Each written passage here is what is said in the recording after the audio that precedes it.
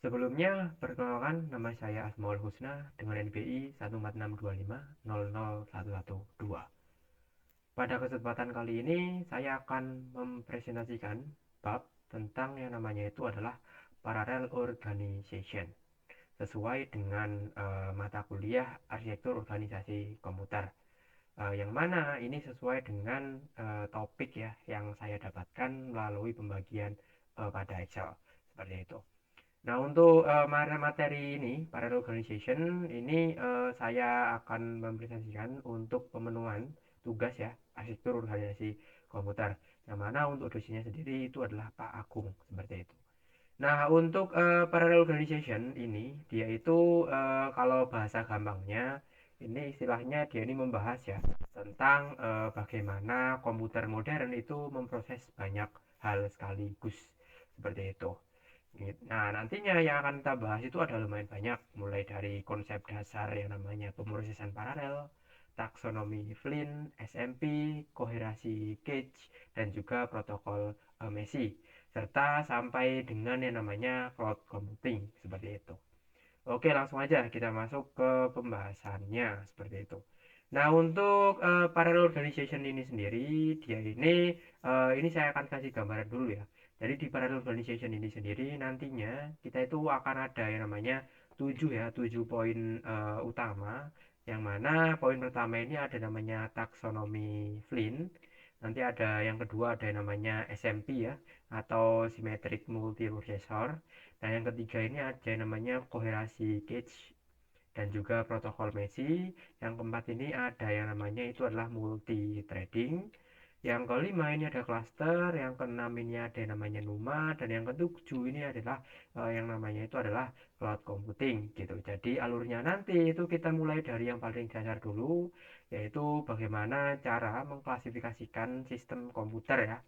Baru nanti kita akan masuk ke jenis arsitekturnya dan juga nantinya kita akan masuk ke arah yang namanya cloud computing. Ini bahasannya paling nanti yang paling akhir seperti itu. Nah, sebelum kita bahas lebih lanjut perihal teknisnya tadi, kita perlu menjawab pertanyaan ini.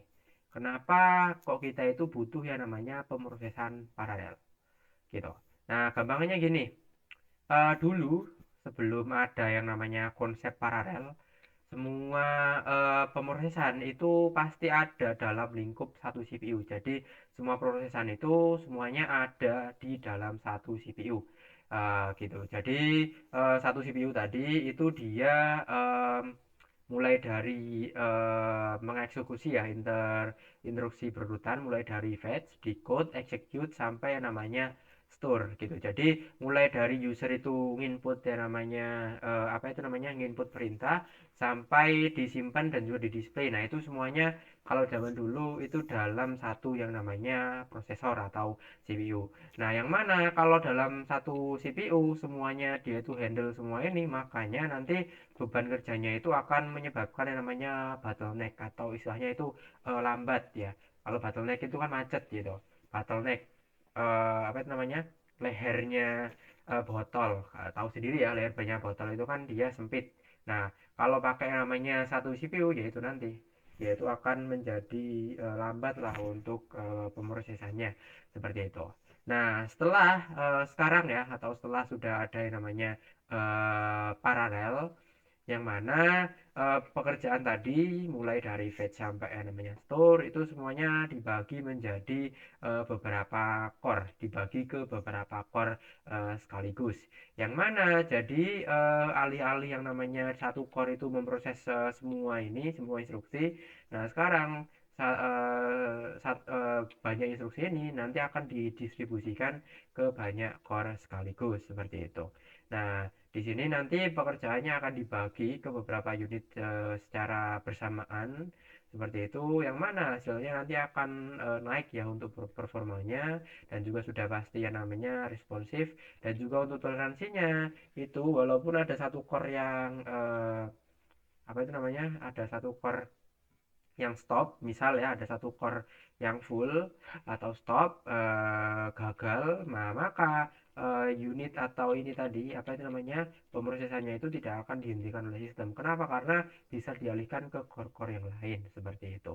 Nah, maka dari itu kita itu perlu yang namanya pemrosesan paralel. Supaya apa? Supaya kalau satu core atau satu CPU itu dia stop, maka nanti pemrosesannya itu nggak akan ngehang atau nggak blue screen lah gampangannya seperti itu. Nah, itu kenapa kita perlu yang namanya pemrosesan yang namanya paralel. Nah, kalau gitu setelah kita sudah menjawab tadi, sekarang kita akan masuk ke yang namanya itu adalah taksonomi Flynn atau istilahnya adalah konsep ya, konsep dalam yang namanya uh, arsitektur yang namanya komputer. Nah, ini namanya adalah taksonomi Flynn. Nah, di sini itu ada 4 kategori. Nah, di taksonomi Flynn ini sendiri ada 4 kategori. Yang pertama itu ada SISD atau Single Instruction Single Data. Ada yang namanya MISD atau Multiple Instruction Single Data. Ada yang namanya SIMD atau Single Instruction Multiple Data. Ada juga MIMD atau Multiple Instruction Multiple Data seperti itu.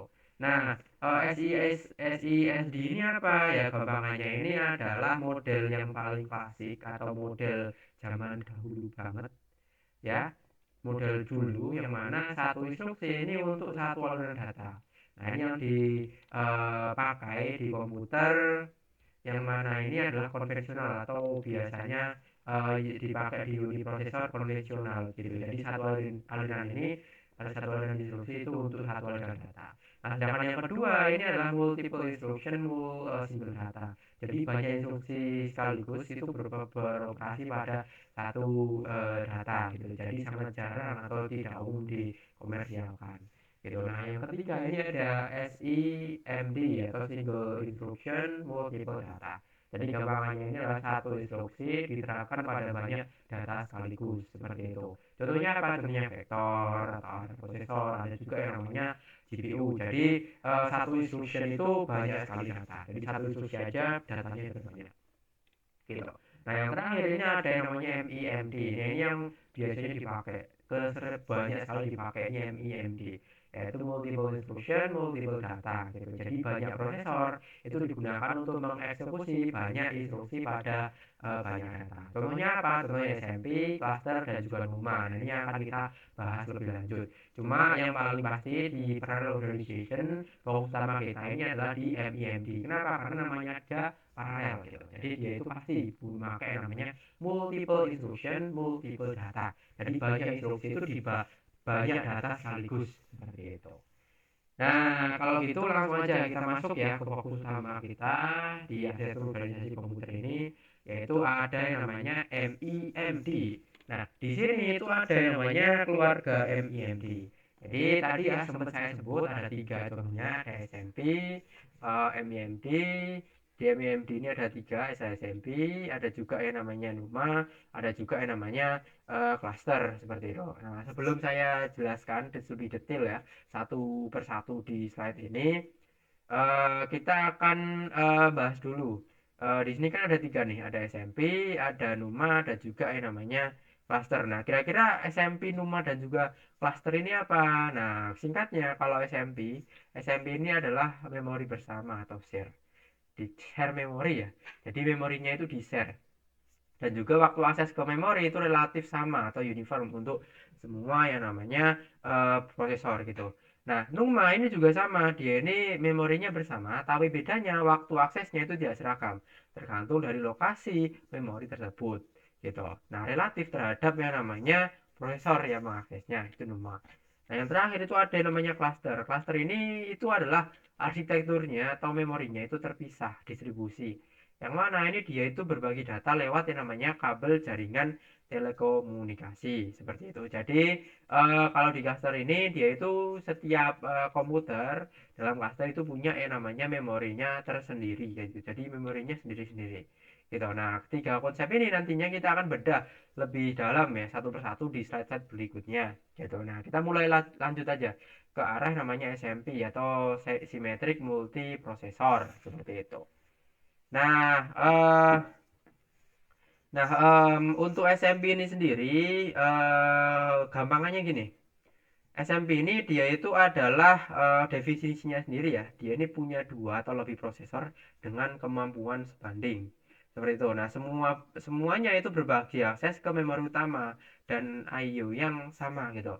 Nah, waktu aksesnya ini seragam dan juga dia ini dikendalikan oleh satu sistem operasi yang terpadu. Jadi gampangannya kalau kita lihat itu seperti ini. Jadi di sini itu ada yang namanya shared bus atau sistem interkoneksi. Jadi banyak prosesor tadi ya kalau kita lihat SMP ini symmetric multiprocessing, jadi multi processing atau memorinya bersama. Kalau kita lihat di sini memorinya itu utama satu memori aja, cuma prosesornya ini ada banyak. Nah, prosesor-prosesor ini dia itu ngakses ke dalam yang namanya satu memori yang sama gitu. Jadi gampangannya kalau kita pakai namanya SMP ini ya kita hanya punya yang namanya satu memori.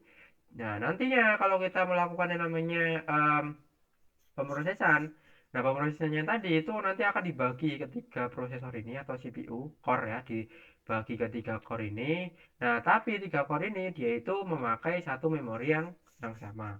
Gitu. Nah, manfaatnya apa? Kinerjanya tinggi, ketersediaannya terjaga, pertumbuhan sistemnya bertahap, dan skalabilitasnya itu transparan bagi pengguna. Kenapa? Karena hanya satu memori aja.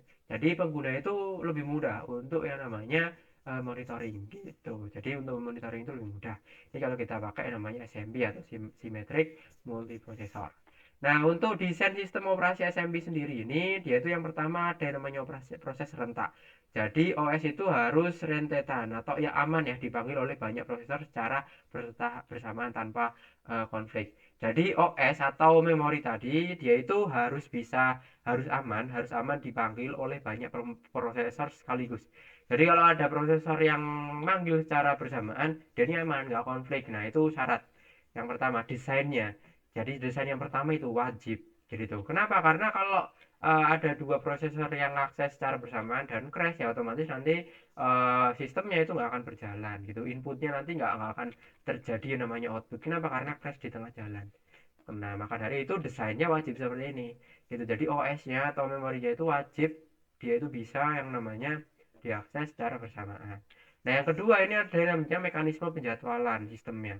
Nah, mekanisme ini khusus ya untuk menghindari bentrok. Nah, tadi kan sempat saya bilang tuh bahwa dia ini nggak boleh bentrok. Aman ya, aman dipanggil. Nah, supaya aman gimana? Ya dia ini ada yang namanya mekanisme khusus untuk menghindari bentrok. Saat dua prosesor itu mengambil tas atau tugas yang sama dari antrian. Jadi kalau prosesornya ini mengambil tugas yang sama dalam satu waktu itu harus ada antrean. Cuma kalau ternyata dia ini mengambil tugas yang berbeda tapi dalam waktu yang sama ya nggak masalah, lanjut aja seperti itu. Yang kedua penjadwalan. Nah, yang ketiga ini ada namanya sinkronisasi. Sinkronisasi ini dia ini menerapkan mutual exclusion atau penguncian untuk mengamankan ruang memori atau struktur data yang dibagi bersama. Seperti itu. Jadi disinkronisasi lah gampangannya. Jadi memorinya itu uh, bisa sinkron antar yang namanya prosesor. Supaya apa? Supaya nanti ketika ada prosesor satu yang update, prosesor yang lain itu bisa ngambil yang namanya update-nya tadi gitu. Jadi disinkronisasi. Nah, nanti di yang keempat ini untuk desainnya sendiri ini ada namanya manajemen memori. Manajemen memori ini gampangannya adalah sistem paging dan juga pergantian memori virtual yang harus terkoordinasi rapi ya antar prosesor. Jadi manajemen memorinya ini dia itu harus terkoordinasi rapi antar prosesor supaya apa? Supaya nanti nggak overload lah gampangannya gitu. Nah, yang kelima ini keandalan desainnya gitu. Jadi menyediakan yang namanya degradasi yang wajar. Jadi sistem itu tetap beroperasi dengan baik ya walaupun satu prosesor itu malah mengalami yang namanya kegagalan. Nah, seperti yang saya jelaskan tadi ya bahwa untuk yang namanya MIMD dia ini banyak prosesor mengeksekusi banyak instruksi pada banyak data. Kalau satu prosesor atau satu CPU dia itu down atau ngehang, nah maka instruksinya itu nggak macet gitu. Nah, maka dari itu SMP ini punya wajib dia itu desainnya itu wajib punya keandalan ini supaya apa? Supaya menerapkan yang namanya MIMD tadi seperti itu. Itu untuk yang namanya SMP gitu. Jadi satu memori tapi dia itu diakses banyak prosesor sekaligus seperti itu. Jadi share memori lah. Memorinya itu di share.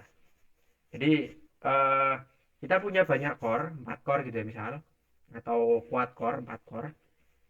Core-nya ini berjalan bersamaan. cuma memorinya itu pakai memori yang sama. Itu contohnya yang namanya SMP gitu.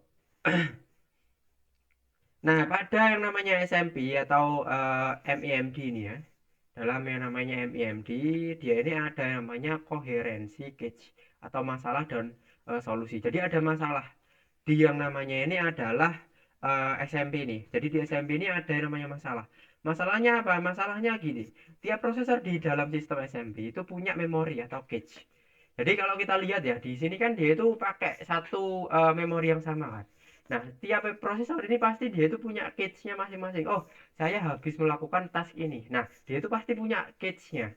Nah, masalahnya cache-nya ini kalau dia itu nggak bisa di-share cache-nya ini nggak sinkron, maka nanti bisa jadi prosesor A ini sudah melakukan yang namanya task A, cache-nya nggak di-share ke prosesor B. Nah, otomatis prosesor B ini nggak tahu. Oh, ternyata tas satu ini, tas A ini belum dijalankan. Nah, dia itu menjalankan lagi tas A. Nah, itu kan nanti bisa bentrok. Nah, itu namanya adalah gampangannya adalah yang namanya cache gitu. Nah, jika satu CPU mengubah data lokasinya, nah seperti tadi yang saya jelaskan ya, cache CPU 2 akan memegang versi ulang atau basi. Jadi cache-nya itu dia itu gampangannya sistemnya nggak konsisten gitu. Jadi gampangannya misal kayak tadi yang saya jelaskan, CPU A, CPU 1 ngetas ngetas tas A gitu.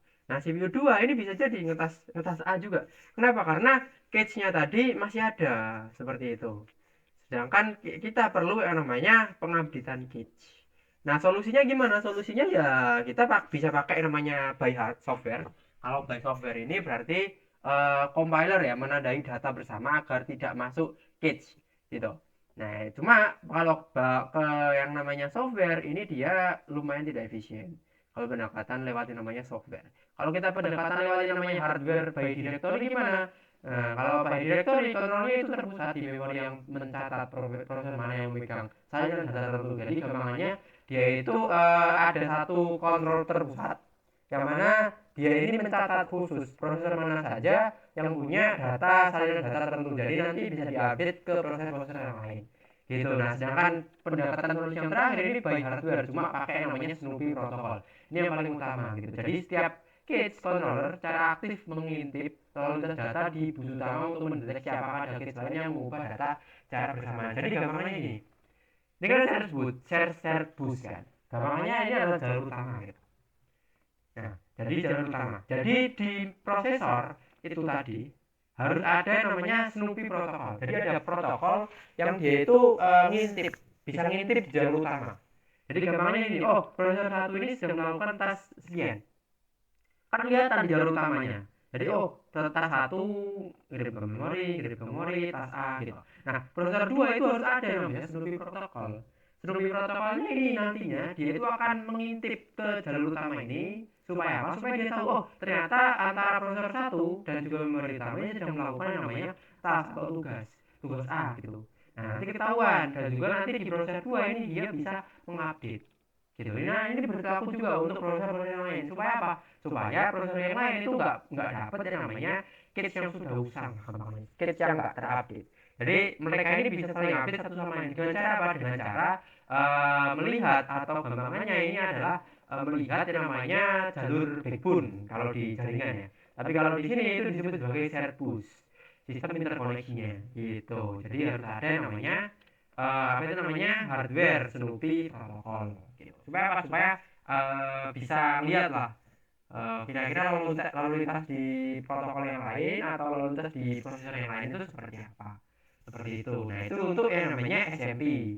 SMP ini banyak prosesor tapi satu memori. Gitu. Jadi kurang lebih untuk penjelasan dari SMP seperti itu.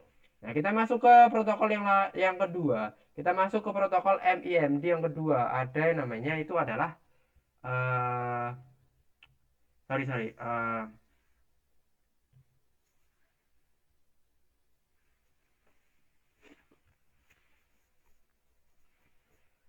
nah tadi kan saya sempat bilang bahwa ada yang namanya protokol. Nah, protokol ini apa? Protokol ini disebut sebagai MESI. Ini protokol. Jadi protokol ini dia ini protokol perangkat keras, perangkat MESI ini ya. Ini protokol yang harus ada di Snoopy protokol tadi.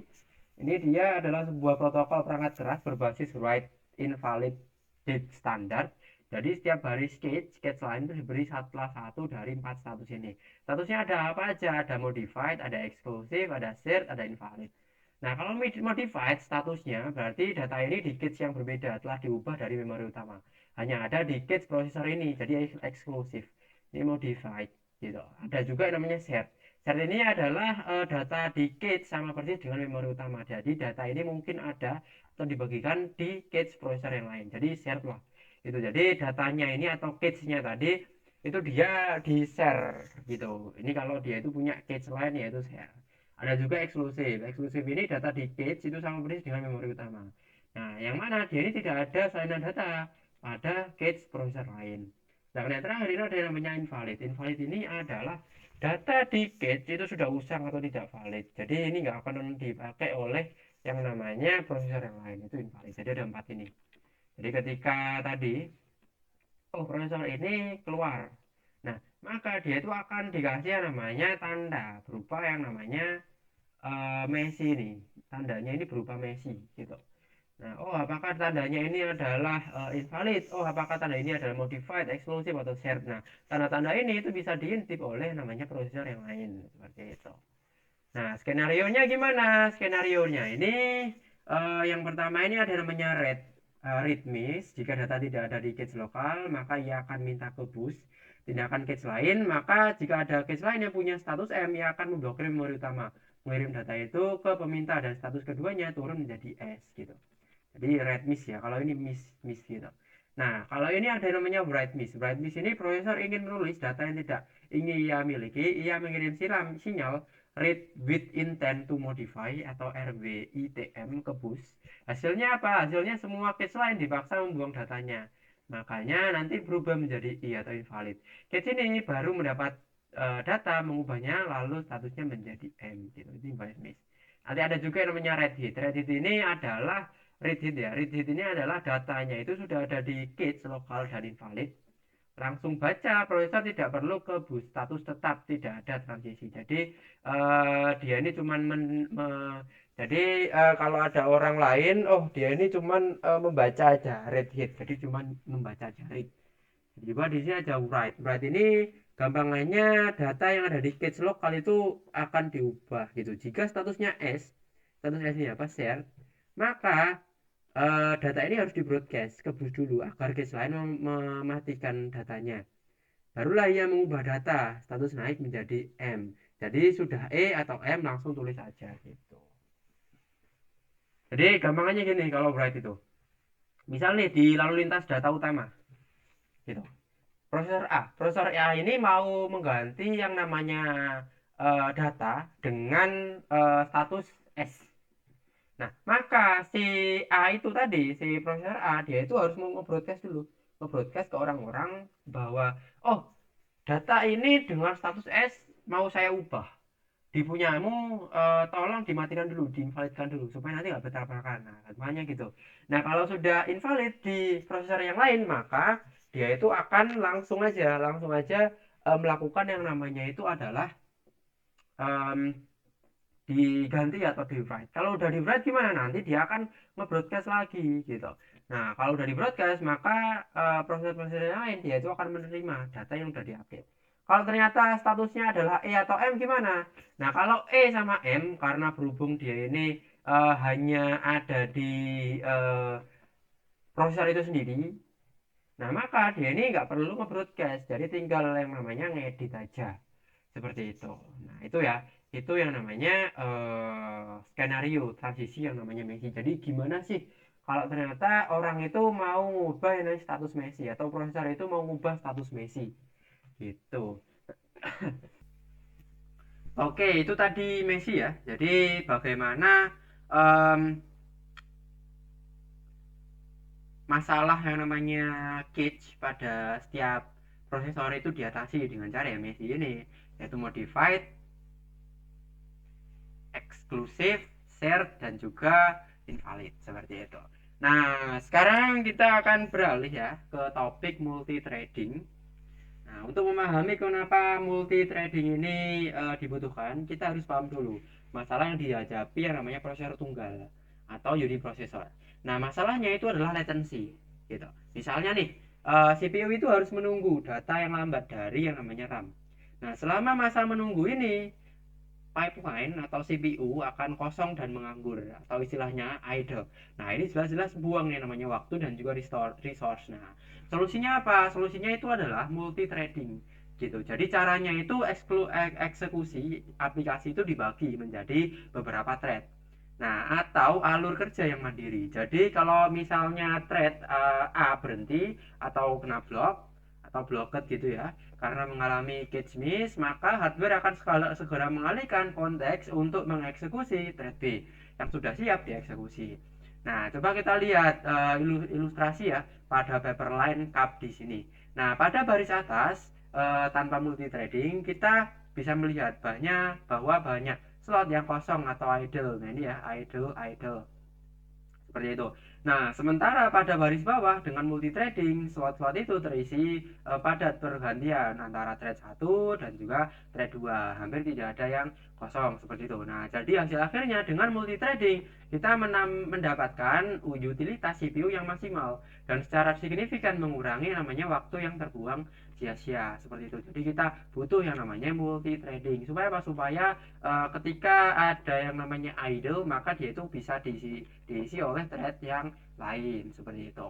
Nah, setelah kita memahami yang namanya konsep yang namanya multithreading, sekarang saya akan rangkum menjadi 4 pendekatan eksekusi paralel yang biasa diterapkan pada yang namanya level prosesor. Nah, yang pertama ini ada yang namanya interleaved atau istilahnya interleaved multithreading seperti itu. Nah, prosesor ini akan berganti thread di setiap siklus clock sehingga selalu ada pekerjaan yang jalan meski satu thread sedang menunggu. Nah, yang kedua ini ada namanya block multithreading gitu. Nah, thread dieksekusi terus sampai mengalami kondisi tertentu yang membuatnya harus berhenti. Baru kemudian prosesor beralih ke thread yang lain gitu. Nah, yang ketiga ada yang namanya SMT atau simultaneous multithreading gitu. Nah, di sini itu beberapa thread dieksekusi secara bersamaan dalam satu siklus prosesor super skalar. Jadi betul-betul paralel di level instruksi seperti itu. Nah, sedangkan yang terakhir ini ada namanya multicore. Nah, pendekatan ini itu paling umum saat ini. Kenapa? Karena di sini setiap inti atau core fisik itu menjalankan threadnya masing-masing secara independen seperti itu. Cuma nantinya kalau menurut saya pribadi yang paling bagus ini dia adalah pendekatan yang ketiga atau SMT, yaitu simultaneous multithreading. Kenapa? Karena ya beberapa thread itu dieksekusi secara bersamaan dalam satu siklus prosesor super skalar. Jadi betul-betul satu paralel itu di level instruksi gitu. Nah, jadi keempat pendekatan ini pada dasarnya jawaban berbeda-beda untuk pertanyaan yang sama, yaitu bagaimana caranya prosesor itu bisa terus hidup dan tidak bisa menganggur ya yang tadi multithreading. Seperti itu. Nah, itu kurang lebih untuk yang namanya multithreading. Nah, sekarang kita akan masuk nih ke arah yang namanya arsitektur cluster. Nah, cluster ini adalah kumpulan komputer atau biasa disebut sebagai node ya, node yang utuh.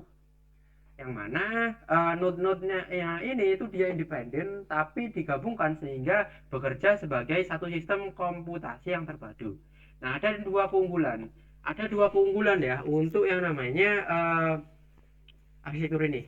Nah, yang pertama itu adalah skalabilitas yang berlanjut. Artinya kita bisa menambahkan kapasitas secara bertahap ya, tanpa harus mengganti seluruh sistem dari nol. Cukup tambah node baru gitu. Nah, maka skalabilitasnya bisa naik. Nah, yang kedua ini adalah high availability gitu, high availability atau ketersediaannya tinggi. Kenapa? Karena kalau satu node mengalami gangguan, fungsi sistem secara keseluruhan masih bisa tetap berjalan dengan memakai node-node yang lain seperti itu. Nah, cluster ini juga punya beberapa klasifikasi. Di antaranya ini ada namanya passive standby, ada active secondary, dan juga ada namanya shared disk. Seperti itu. Nah, passive standby ini adalah di mana semua node itu dia standby ya.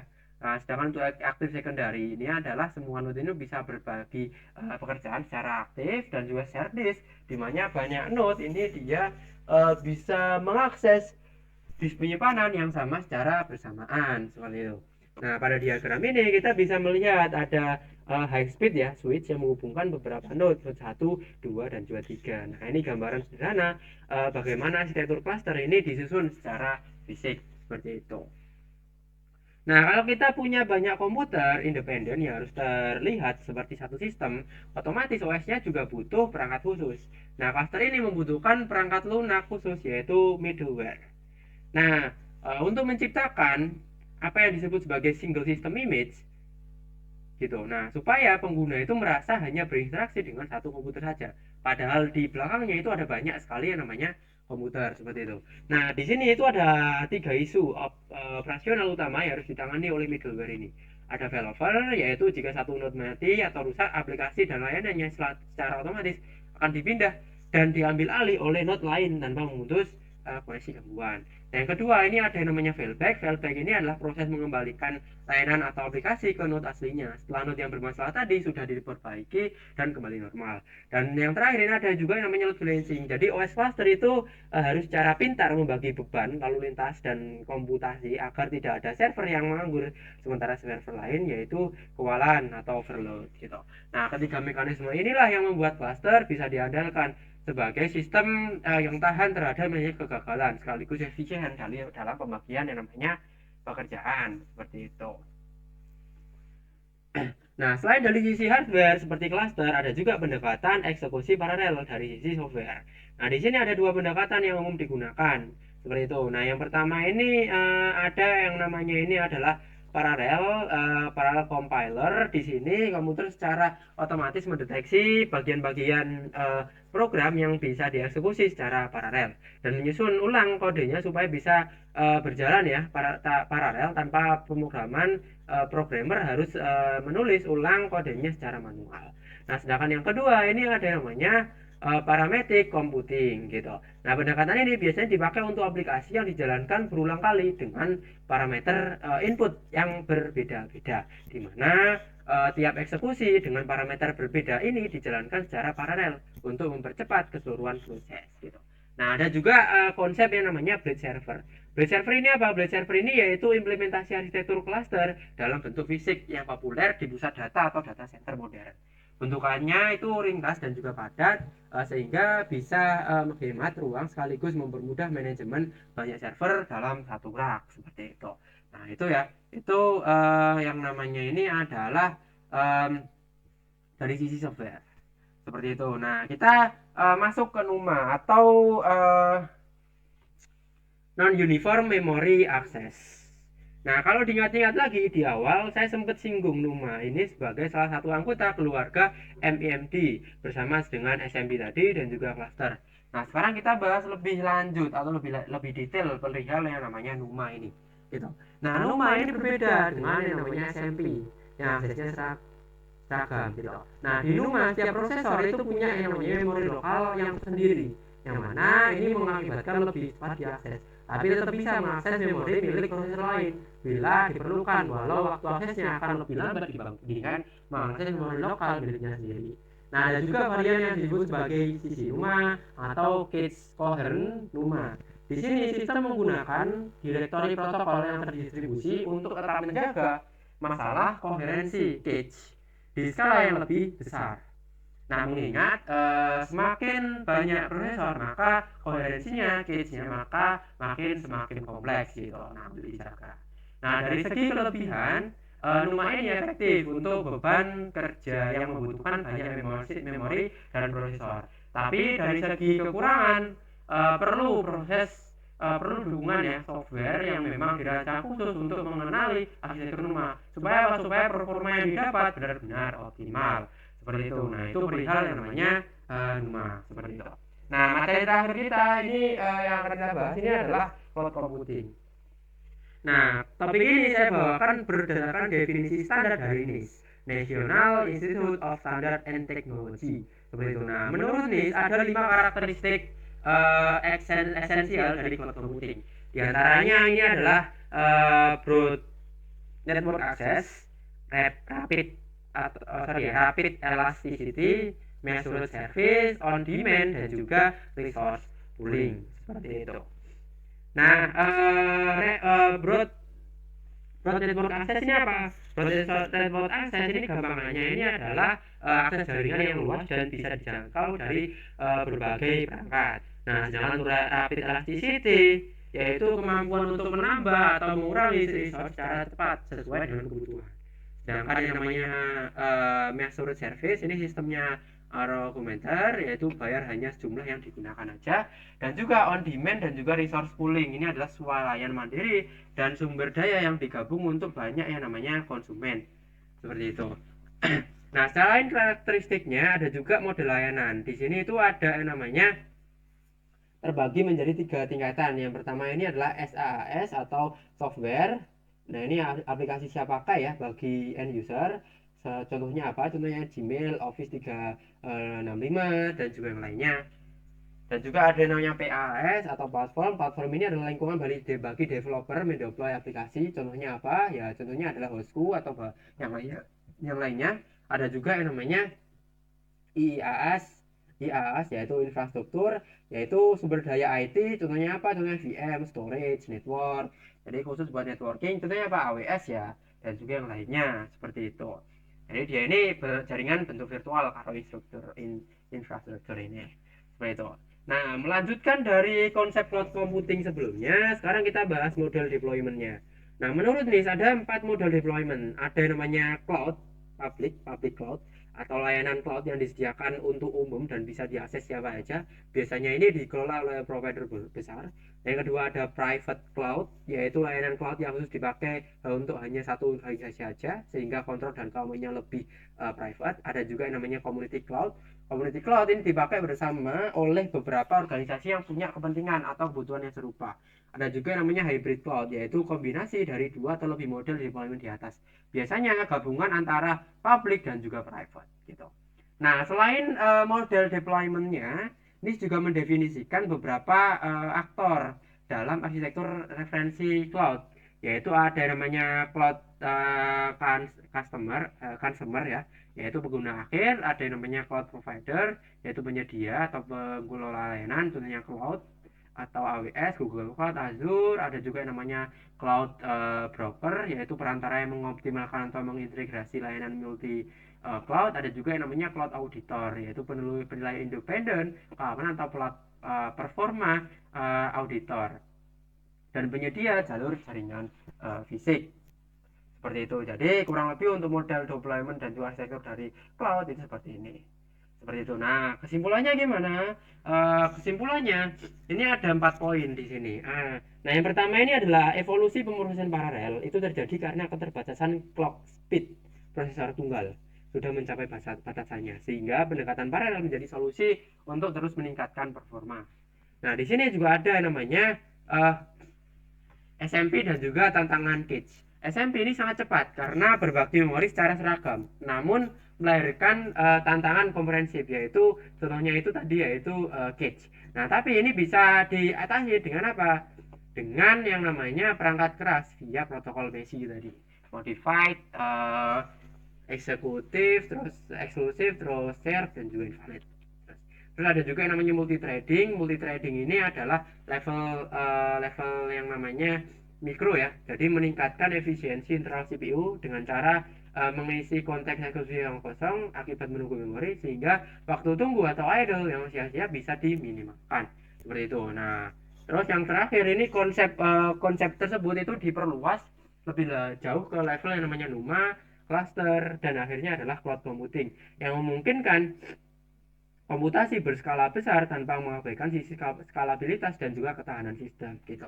Jadi kalau kita tarik garis besarnya, seluruh materi tersebut sebenarnya menjawab satu pertanyaan besar yang sama, yaitu bagaimana caranya membuat banyak prosesor, banyak komputer, bahkan banyak pusat data bisa bekerja secara kompak saja tanpa saling mengacaukan satu sama lain, seperti itu. Nah, demikian ya mungkin penjelasan yang bisa saya sampaikan mengenai yang namanya parallel organization. Lebih dan kurangnya mohon maaf. Saya Asmaul Husna dari prodi program studi teknik informatika ya. Mengucapkan terima kasih banyak atas perhatian dan juga waktunya. Mungkin itu saja. Terima kasih. Wassalamualaikum warahmatullahi wabarakatuh.